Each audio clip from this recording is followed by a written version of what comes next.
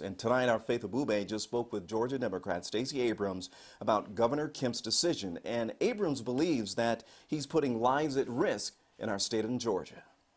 That this remains a dangerously incompetent decision that is grounded in personal politics and not in science. Former candidate for governor Stacey Abrams doubling down on her sharp criticism of Governor Brian Kemp. This just hours before a controversial plan to reopen some of Georgia's businesses. I can't speak to his rationale. I will tell you that the proximity of Donald Trump calling for liberation of states and Brian Kemp calling for the reopening of our state is too close for coincidence. Brian Kemp wanted to be seen doing something. And unfortunately, instead of doing his job of protecting Georgians, he's putting them at risk. In just the last month, state data shows Georgia has processed more than 1 million unemployment claims.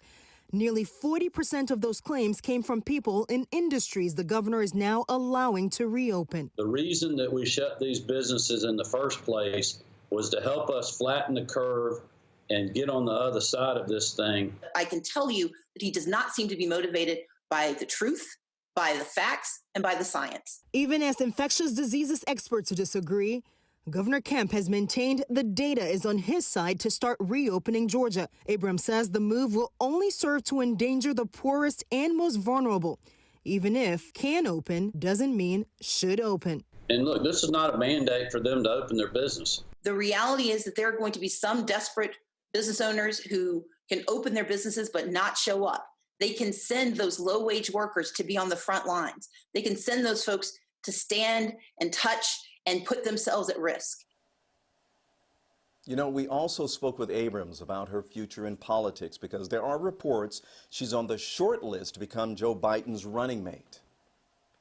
I've gotten this question a few times, and I will say again, I have been honored to have my name lifted up. I appreciate the fact that my resume and the work that I've done has brought me to the attention of the vice president.